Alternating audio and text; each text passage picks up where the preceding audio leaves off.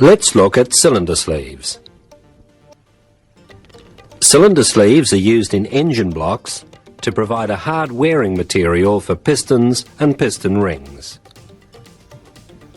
The block can be made of one kind of iron that's light and easy to cast, while the sleeve uses another kind that is better able to stand up to wear and tear.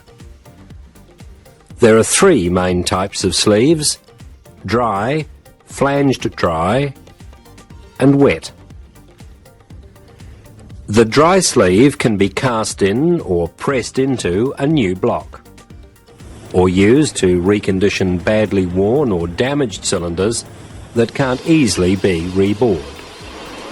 It's a pressed fit in its bore in the cylinder block. Its wall is about 2 millimeters thick. Its outer surface is in contact with the block for its full length. Its top finishes flush with the top of the block and can hardly be seen.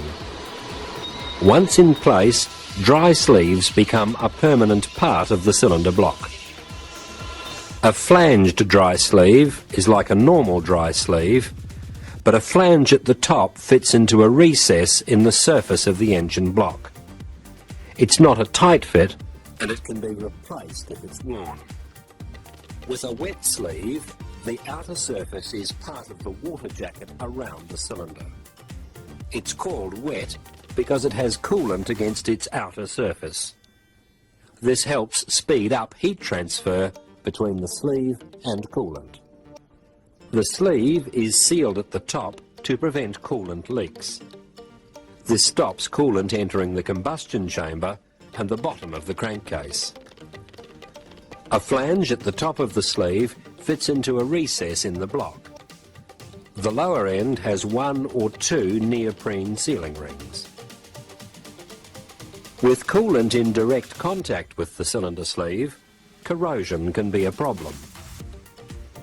It can even insulate the sleeve from the coolant, which reduces the main advantage of having a wet sleeve at all. The walls on wet sleeves are thicker than on dry sleeves. They don't have the same support from the block as dry sleeves, so they depend on their wall thickness to stop distortion. In diesel engines, vibration caused by combustion can cause cavitation. This damage appears similar to corrosion, and it can eventually destroy the cylinder.